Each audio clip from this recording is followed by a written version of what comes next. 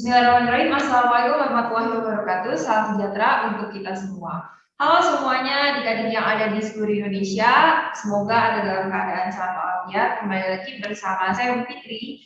Dan pada kesempatan kali ini saya akan membahas pembahasan dari TO ke-3 Nasional CG, khususnya di TPS 1 bagian penalaran umum. Jadi simak baik-baik ya. Oke, selanjutnya kita akan bahas soal nomor 10. Nah, beda sama soal nomor 9. Tadi nomor 9 kan dia lebih ke ini ya, kita harus ngecek dari paragraf awal sampai akhir. Nah, sekarang dia lebih spesifik ke paragraf 3 aja. Berdasarkan paragraf 3, saat distribusi pendapatan semakin tidak merata atau rakyat akan sejahtera, maka simpulan yang paling mungkin benar adalah apa? Berarti kalau begitu, ini optionnya seragam ya. Hubungan antara Gini rasio yang mendekati 0 atau tidak mendekati 0. Dan rakyat akan sejahtera. Nah, kita langsung cek aja mana kalimat yang ngomongin Gini rasio yang mendekati 0. Nah, ternyata kalau kita lihat sekilas, ini ada kata-kata 0. Oke, kita baca secara lengkap. Distribusi pendapatan yang tergambar dari pengeluaran penduduk disebut makin merata jika nilai Gini rasionya itu mendekati 0. Jadi katanya kalau Gini rasionya mendekati 0, maka distribusi itu akan merata. Sebaliknya, suatu distribusi dikatakan makin tidak merata atau timpang jika Gini rasionya mendekati 1. Berarti kebalikannya ya. Jadi kalau misalnya ini tuh mendekati 1, distribusinya malah makin tidak merata. Oke, jadi makin kecil nilai Gini rasio, maka semakin bagus. Oke, nah ini kita bisa misalkan Gini rasio mendekati 0 itu sebagai P, distribusi merata sebagai Q. Jadi tuliskan jika P maka Q. Oke, ini saya sebaiknya pakai ini. Saat distribusi pendapatan semakin tidak merata, berarti kalau makin distribusi pendapatan merata itu Q. Berarti kalau distribusi tidak merata adalah negasi Q ya. Negasi Q atau rakyat akan sejahtera. Kalau kita baca dari sini sampai sini, kita tidak menemukan rakyat akan sejahtera. Jadi kita misalkan saja. Karena kan ini simpulan yang paling mungkin ya kalau soalnya seperti ini. Nah, ini gimana cara menyimpulkannya? Ingat kesetaraan dari diimplikasi. Jadi kalau misalnya negasi atau, nah itu dia setara dengan jika maka. Jadi negasi atau itu setara dengan jika maka. Ini setara dengan jika Q maka R. Jika kita dapatkan jika P maka Q, yang bawahnya jika Q maka R. Nah, ini dari mana Bu? Ini rumus yang perlu kalian tahu aja kesetaraannya. Nah, ini tinggal kita gunakan silogisme saja. Ini sama. Jadi kalau begitu jawabannya jika P maka R. P-nya adalah Gini rasio mendekati 0, R-nya adalah sejahtera ya. R itu sejahtera. Kata soal. Ini kan sejahtera R. Sejahtera. Berarti kalau gitu jawabannya P itu berarti jika Gini rasio semakin mendekati 0, maka rakyat akan sejahtera. Sehingga jawabannya benar adalah ayam. Next kita baca soal nomor 11. Berdasarkan paragraf ketiga, apabila distribusi pengeluaran penduduk di perkotaan 17,08 dan di pedesaan 20,89, maka simpulan yang benar. Di sini juga seragam. Ini kita suruh nyari mana yang masuk dalam kategori tingkat ketimpangan rendah atau tinggi gitu ya. Nah, kita coba langsung lihat di angkanya. Kita fokus karena ini angka, jadi kita bisa langsung ketahuan. Jika dirinci menurut wilayah di perkotaan, angkanya adalah 17,08, yang berarti tergolong pada kategori rendah. Sementara di pedesaan 20,89, yang berarti dalam ketimpangan rendah juga. Ya berarti kalau distribusinya itu 17,08 sama 20,89, ya berarti baik kota maupun desa masih ada dalam kategori ketimpangan rendah. Jadi langsung saja jawabannya cendol. Next ke soal nomor 12. Berdasarkan teks tersebut, simpulan teks yang paling tepat adalah yang mana ya? Nah, jadi ketika yang diminta adalah simpulan dari teks, maka kalian lihat inti dari setiap paragraf. Kemudian pilihlah option yang membuat lebih dari satu ide pokok paragraf. Kita coba cek dulu dari option dari paragraf 1. Ngomongin apa sih intinya?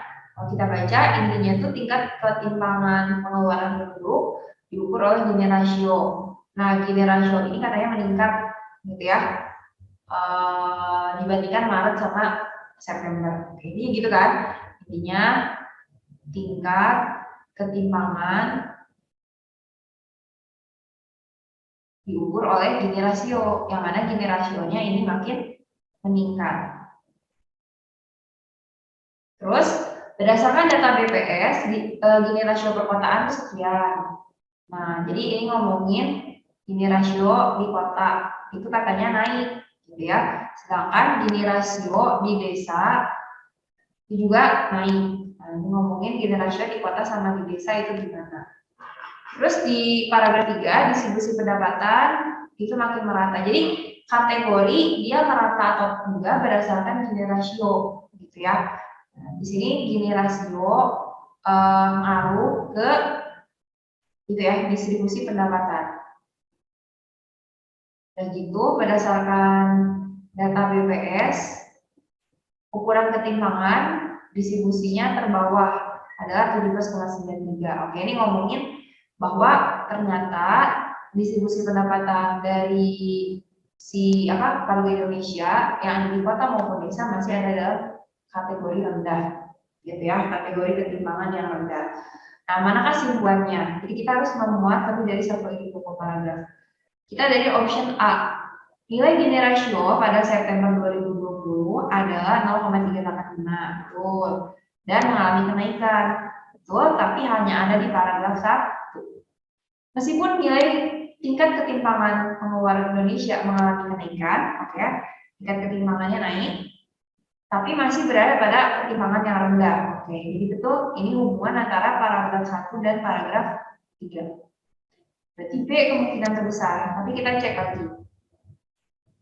Jika dibandingkan Maret 2020 dan September 2019, tingkat ketimpangan pengeluaran penduduk di Indonesia di perkotaan dan desa itu naik. Nah, ini ngomongin kota dan desa itu hanya ada di paragraf 2. Jadi tidak kita pilih, semakin tinggi nilai Gini rasio, semakin tinggi ketimpangan pengeluaran. Nah, tadi kita udah bahas ya. Jadi kalau misalnya mau bagus, Gini rasionya harus mendekati 0. Jadi di sini ya salah. Pengeluaran penduduk di perkotaan dan pedesaan itu masih nilai rendah. Pernyataannya betul, tapi hanya ada di paragraf 3. Nah, karena kita meminta kesimpulan itu membuat lebih dari satu pokok paragraf, sehingga jawabannya adalah BB. Selanjutnya kita bahas soal nomor 13. Berdasarkan grafik berikut, penurunan Gini rasio di perkotaan tertinggi yang paling tinggi gitu ya. Di perkotaan yang tertinggi adalah di mana? Jadi kita suruh mencari penurunan tertinggi untuk perkotaan. Kita baca dulu grafiknya. Ini perkembangan Gini rasio Indonesia dari September 2017 sampai September 2020. Nah, kalau warna biru perkotaan, warna merah pedesaan, warna coklat kota sama desa. Nah, yang diminta itu adalah penurunan tertinggi di perkotaan. Berarti kalau perkotaan kita fokus ke warna biru. Nah, mana yang turunnya itu paling tinggi? Kita bisa lihat langsung aja yang paling curam itu yang mana. Ini kan turun. Ini naik, ini turun lagi. Ini naik. Berarti yang turun itu ini, sama ini kan turun. Nah, mana yang paling curam lah turunnya? Ya, tentu dari sini ke sini dong. Dari Maret 2018 sampai September 2018. Jadi jawabannya bebek. Selanjutnya kita bahas soal nomor 14. Di soal nomor 14 katanya nilai terbesar dari pilihan berikut itu gimana? Nama saya di sini kan 0,0,0,0,nya sama. Kita bisa abaikan aja nolnya. Kita langsung aja 2/3 dikali dengan 6.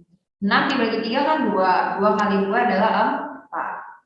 Terus yang B, berarti sama aja kayak 1/4 dikali 8. 8 dibagi 4 adalah 2. Terus yang C, sama aja kayak 2/5 dikali 9. Nah, ini kan nggak bisa dicoret, ya udah 2 kali 9, 18. 18 dibagi 5 itu sekitar 3, sekian lah ya. Terus kita ke option D, 3/4 dikali 2. 2 ini perkecil 1, ini 2. Berarti sama aja kayak 3 dibagi 2, itu 1,5. Option E, 4/5 dikali 4. Nah, 4 kali 4 kan 16. Dibagi dengan 5. Nah, ini sama aja, 16 bagi 5 itu kan 3, sekian ya. S, jelek. Jadi kalau misalnya dia 3, sekian, kita bisa langsung lihat mana yang paling tinggi. Tentu yang paling tinggi jawabannya adalah 4 ya. Jadi jawabannya adalah A. Sekarang kita lanjutkan ke soal nomor 15. Jadi di soal nomor 15 itu A kotak B itu artinya adalah A tambah B dikali B dikurang 1. Terus di sini yang dicari adalah 2 kotak min 1 kotak 1. Nah ini artinya itu definisi bahwa kalau ada sesuatu dikotakkan oleh sesuatu maka rumusnya gini ya. Nah pertama-tama ini kita tulis ulang 2 kotak berapa? Min 1 kotak 1. Nah, itu berapa ya? Nah, kita selesaikan dulu yang ini. Berarti kan ada kotak di sini ya. Nah, ketika ada kotak, berarti ini kita sebut sebagai A, ini kita sebut sebagai B. Nah, ini mau diselesaikan satu-satu atau langsung juga boleh. Misal, sini saya selesaikan satu-satu dulu bahwa min 1 kotak 1. Berarti ini adalah A, ini adalah B. Kan definisinya adalah A ditambah B gitu ya. Berarti A ditambah B. A-nya adalah min 1. Jadi ini kan A tambah B. Kata soal nih. Kalau ada kotak, definisinya adalah B dikurang 1. Terus A-nya ditambahin B. B-nya 1. Terus B-nya adalah 1 dikurang 1. Min 1 tambah 1 kan 0. Terus 1 kurang 1 juga 0. 0 kali 0 adalah 0. Nah artinya di sini 2 kotak. Nah, hasil dari ini kan 0. Nah, kita suruh menyelesaikan 2 kotak 0. Artinya di sini A-nya adalah 2, B-nya adalah 0. Nah, kita selesaikan. Tadi kan definisinya A tambah B ya. Berarti A-nya adalah 2, B-nya adalah 0, dikali B-nya adalah 0, dikurang 1. 2 tambah 0 kan 2.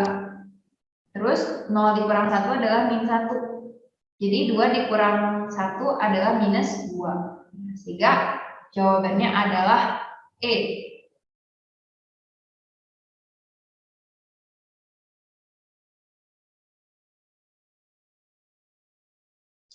Kita sampai ke nomor terakhir di TPS 1 penalaran umum ini. Jadi jika akar X, dan seterusnya adalah 2, maka berapakah nilai X?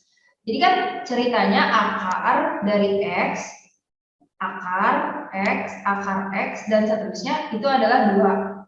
Nah, berarti kalau misalnya X yang di luar ini saya kuadratkan ya. Nah, ini saya kuadratkan sekali ini. Ini kan saya tulis ulang, X, akar X, dan seterusnya sama dengan 2. Ini saya kuadratkan. Ini juga saya kuadratkan. Berarti kalau saya kuadratkan, akarnya hilang 1 kan. Nah, ini akar dikuadratkan kan hilang. Jadi tinggal X, akar X, dan seterusnya. Sama dengan berapa? 4. Terus, kan katanya akar X itu juga hasilnya 2. Nah, berarti ini saya bisa tulis sebagai 2 sama dengan 4. Berarti X-nya sama dengan 4 dibagi 2. Sehingga hasilnya X-nya adalah 2. Nah, jadi jawabannya adalah ayat. Nah, itu ya. Sekian pembahasan untuk TO kali ini, khususnya di TPS 1 penalaran umum. Semoga bisa dipahami dan dimengerti, semoga bisa bermanfaat juga, tetap semangat, semoga sukses UTBK-nya bisa keterima di PTN impian. Assalamualaikum warahmatullahi wabarakatuh, salam sejahtera untuk kita semua.